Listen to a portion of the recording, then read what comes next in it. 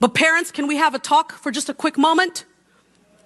Your call to raise the next generation is not a side assignment. It's a holy calling, a divine commission. One that carries not only immeasurable influence, but also the weight of eternal responsibility.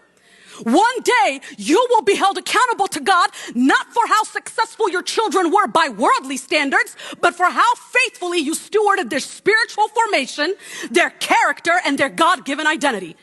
This means discipleship begins in your living room, not in the church sanctuary. This means that if you desire for your children to grow up in the way of the Lord, then you need to model what walking with the Lord looks like.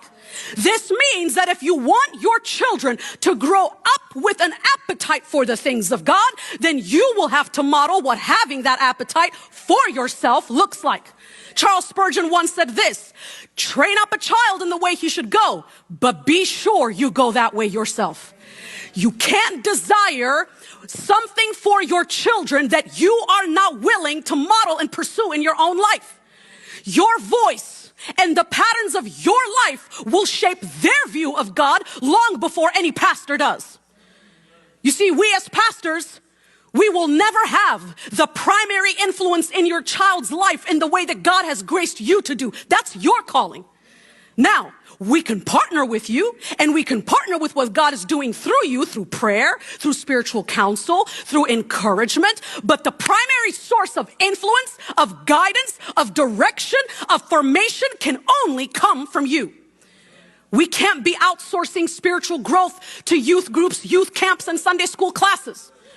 We must stop blaming culture and community for what we fail to confront in our own homes.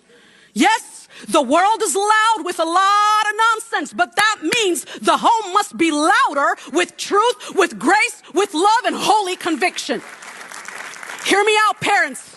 And I say this with a lot of grace and love. You are not just raising children, as Psalm 127:4 says. You are raising arrows to be launched into the world that desperately needs light. And your home is that bow.